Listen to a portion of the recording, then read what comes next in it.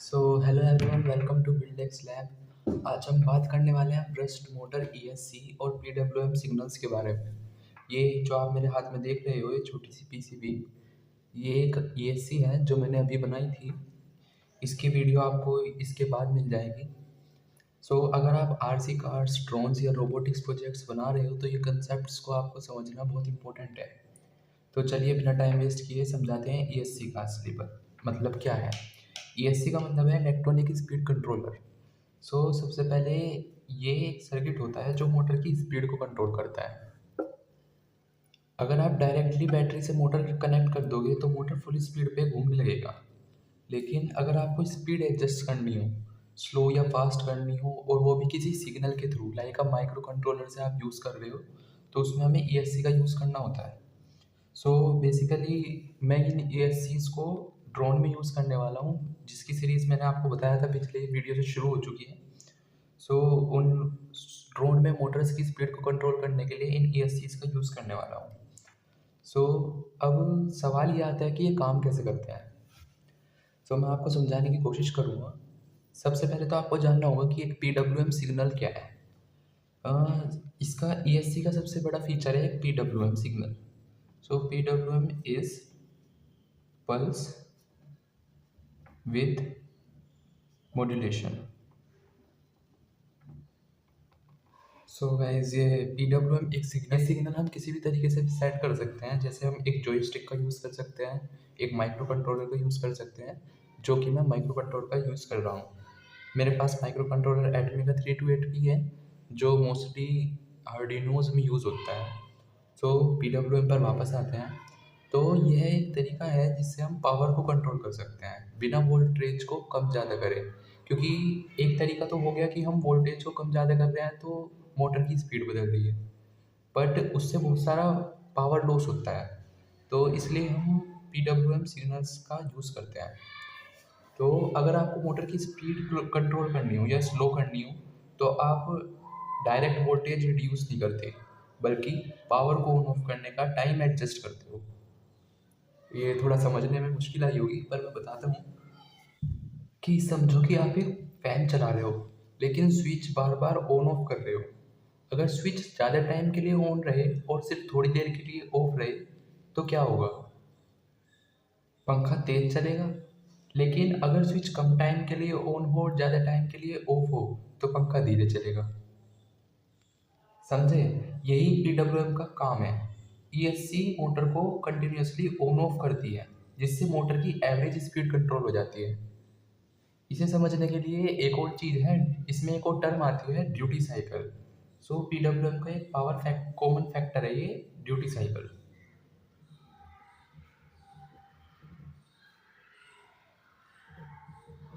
ये है power control factor.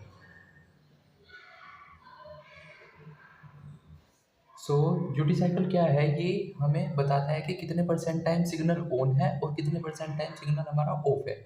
अगर 100% ड्यूटी साइकिल होगी, तो इसका मतलब है तो सिग्नल ऑलवेज ऑन रहेगा।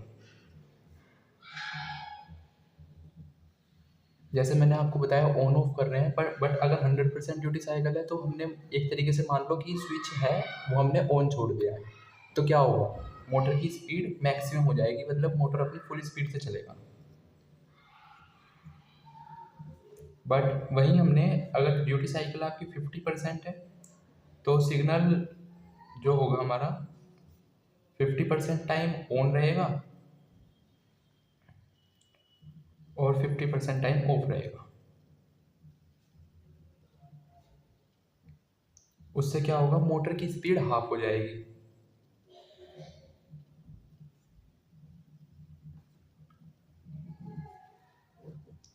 वहीं अगर हमारा 25% ड्यूटी साइकिल हुआ, आप समझ ही गए होंगे।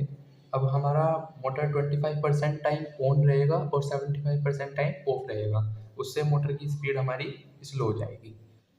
ये पीडब्ल्यूएम सिग्नल्स इस तरीके से जाते हैं। ये ऑन ऑफ करते हैं एक पर्टिकुलर फ्रीक्वेंसी पे, जो इसमें एक बहुत बड़ा फैक्टर है।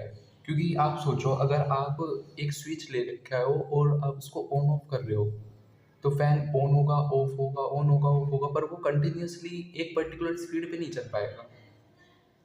अब इस चीज़ को सॉर्ट आउट करने के लिए क्या होता है, पीडब्ल्यूएम एक पर्टिकुलर फ्रीक्वेंसी पे जाता है सिग्नल्स। अब फ्रीक्वेंसी को इसको समझने के लिए एक तरीका है, सोचो कि आपके पास एक बल्ब है।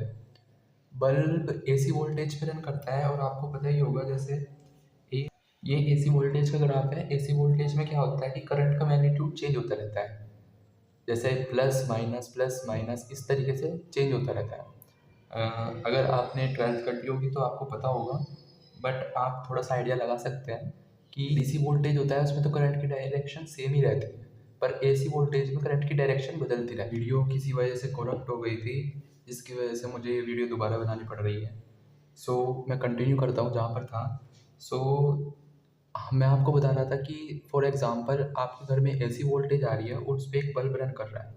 अब एसी वोल्टेज का क्या है, उसका मैग्नीट्यूड चेंज होता रहता है, जो कि मैंने आपको इस ग्राफ में बताया। ये करंट का मैग्नीट्यूड चेंज होता रहता है, प्लस माइनस इस तरीके से होता है।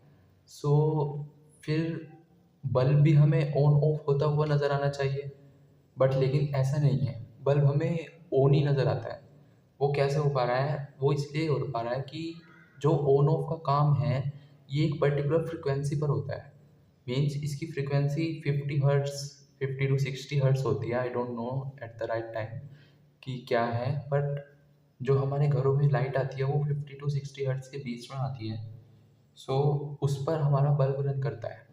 मीन्स जो ऑन ऑफ की स्विचिंग है ये इतनी फास्ट हो जाती है, आप सोचो कि आप स्विच को ऑन ऑफ कर रहे हो, बट लेकिन उससे आपको दिख रहा है कि हाँ बल्ब ऑन और ऑफ हो रहा है, बट लेकिन आप ऑन ऑफ की स्पीड इतनी तेज कर दो तो एक टाइम ऐसा आएगा आपको दिखेगा कि बल्ब ऑलवेज ऑन है।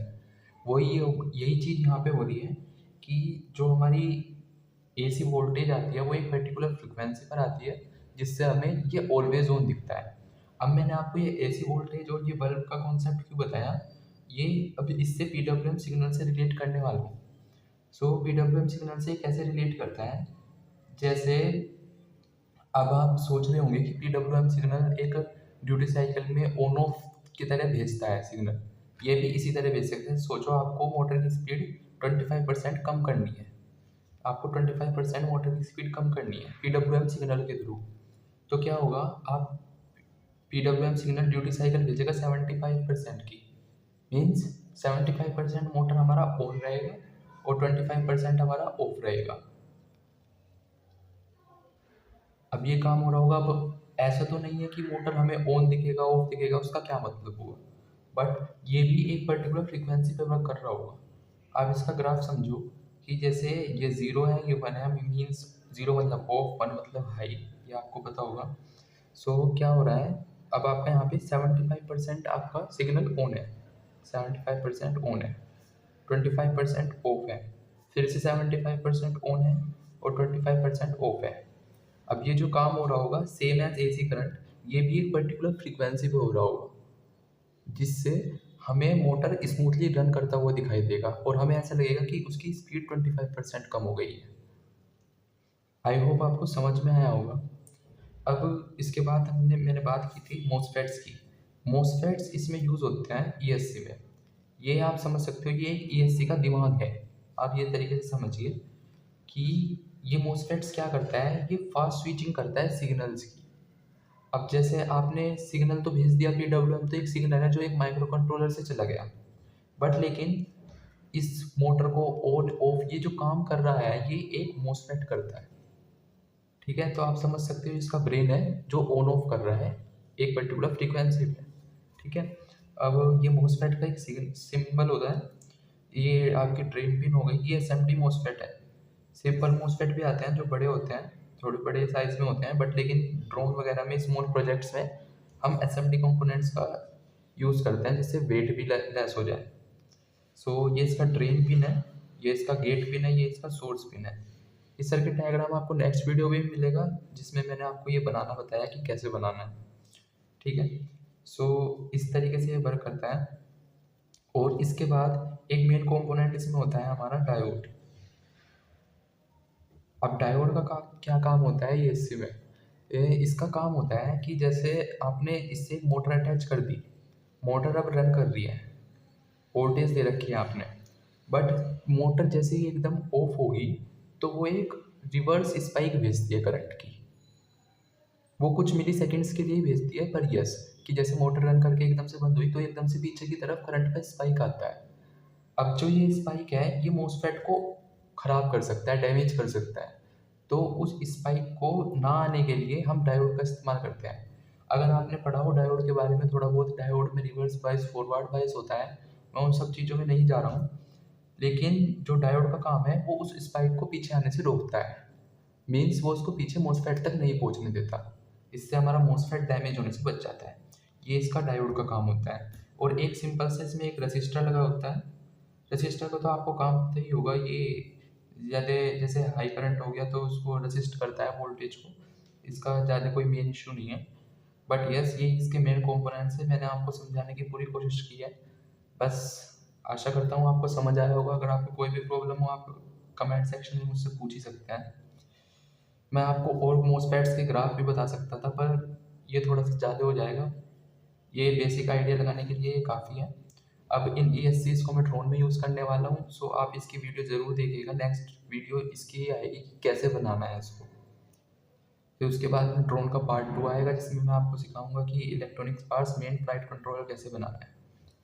So thank you guys, thanks for watching. Please subscribe my channel build x lab. Thanks for watching.